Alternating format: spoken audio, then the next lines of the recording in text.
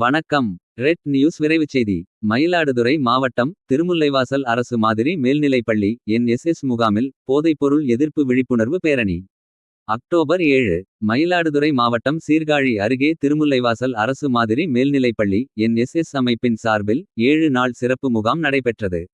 இதில் தற்போதைய சமுதாயத்தின் பெரிய பிரச்சனையாக உருவெடுத்துள்ள பள்ளி மாணவர்கள் போதை பழக்கத்திற்கு அடிமையாவதை எதிர்த்து விழிப்புணர்வு பேரணி பள்ளியின் வளாகத்தில் இருந்து புறப்பட்டு கடைவீதி வழியாக கடற்கரை கிராமங்கள் வரை பதாகைகள் ஏந்தி விழிப்புணர்வு கோஷங்கள் எழுப்பி விழிப்புணர்வை ஏற்படுத்தினர். இப்பேரணியில் 30க்கும் மேற்பட்ட NSS மாணவர்களும் ஊர் பெரியோர்களும் மற்றும் அலுவலர்களும் கலந்து கொண்டு பேரணியாக சென்றனர். இந்த விழிப்புணர்வு பேரணியில் திருமுல்லை வாசல் ரோட்டரி சங்க முன்னாள் துணை ஆளுநர் GVN கணேஷ் தலைமை ஏற்றார்.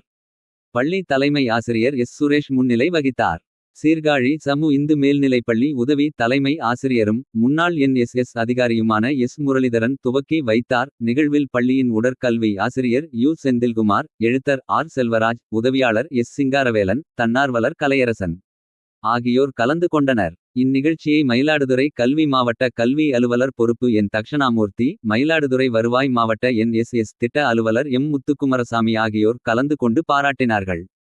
பள்ளியின் உதவி தலைமை ஆசிரியரும் NSS திட்ட அலுவலருமான இராசேந்திரன் நன்றி கூறினார். ரெட் நியூஸ் செய்திக்காக மயிலாடுதுறை மாவட்ட செய்தியாளர் ராஜீவ்காந்தி.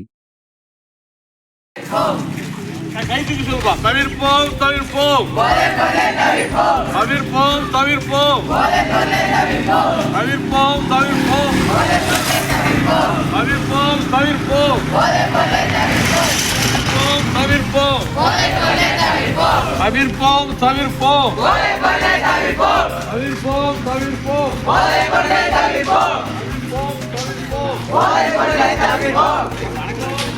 தவிர்ப்போம் தவிர்ப்போம்